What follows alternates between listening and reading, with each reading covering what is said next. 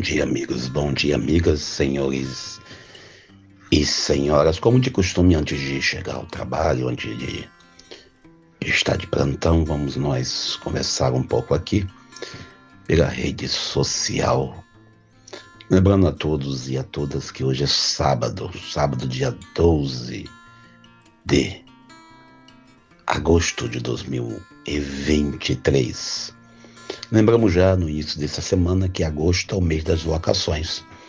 Então, durante essa semana nós celebramos aí, no primeiro domingo, a vocação dos padres consagrados, ministros do altar, os presbíteros. E durante a semana celebramos a vocação do diácono. E amanhã, domingão, vamos celebrar o Dia dos Pais e a abertura da Semana Nacional da Família. A gente, quando fala de vocação, a gente sempre faz aquela catequese básica. Vocação vem do grego vocare, chamado, chamar. Mas a vocação também é uma disposição para sermos servidores, não de uma instituição ou de um grupo, mas do Cristo. Aos pais que amanhã irão almoçar com seus filhos e filhas, aos pais que hoje estão já adiantando o Dia dos Pais, porque o momento pede, a gente sabe disso, e aqueles pais e mães que servem os filhos com verdadeira dedicação e amor, nossos parabéns. Talvez a gente não tenha tempo de dizer isso futuramente, mas ser pai é uma vocação que deve ser abraçada não somente como algo obrigatório, mas com o coração e com o amor disponível para servir. Por isso, hoje, olhando o Evangelho de Mateus, capítulo 17, 14 a 20, a continuação do Evangelho de ontem, esse sábado, a gente olha aqui um pai de joelho aos pés de Jesus, dizendo que meu filho está doente. Tivemos semana passada, quando falamos da mulher sírio-fenícia, uma mãe pedindo a Jesus que curasse a sua filha que estava com febre. E hoje temos um pai. Interessante é que a gente, quando fala na família, a gente fala nesses tempos de hoje, do contexto de que somos nós. Eu lembrei logo do caso interessante, o general Cid, pai do Cid, não é isso, tenente-coronel que serviu o governo passado, se dobrou a uma situação de recomprar um Rolex nos Estados Unidos, porque a Receita Federal e a Polícia Federal falou que queria a peça de volta. Então, é uma questão de você colocar aí uma atitude que um pai, que é um general, é capaz de fazer para poder ajudar um filho. A gente olhar nesse contexto aqui, desse pedido desse homem a Jesus, lembra assim do grupo de mulheres e homens que rezam pelos seus filhos, alguns grupos modernos, e a gente vê em Jesus aqui uma fala que nos deixa preocupados. Jesus coloca a comunidade apostólica no seu lugar, pois esse homem foi até Jesus porque os discípulos de Jesus não puderam atender o pedido daquele pai. A comunidade apostólica, ela tem a dificuldade. Jesus, ele fica um pouco irritado pela fala dele, quando ele diz, olha, até quando vou suportá-los? Até quando estarei convosco? Jesus, ele tem essa preocupação de querer passar para a comunidade apostólica e essa segurança. A arte de ter fé, Jesus fala isso, é porque vocês têm pouca fé, é você deixar Deus agir. Um dos pecados de Moisés em Meriba, quando ele coloca a água, quando ele bate na rocha e a água sai, é o pecado de achar-se autossuficiente. E aqui Jesus vê na comunidade achando que o rito de curar aquele jovem era apenas um rito externo.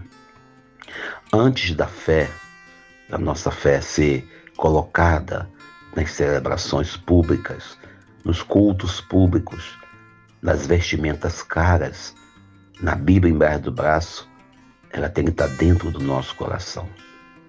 Antes de nós chegarmos na comunidade para dar testemunho, e aí eu lembro de Padre Zezinho falando que quando acontece um milagre, não precisamos nós ficarmos ostentando.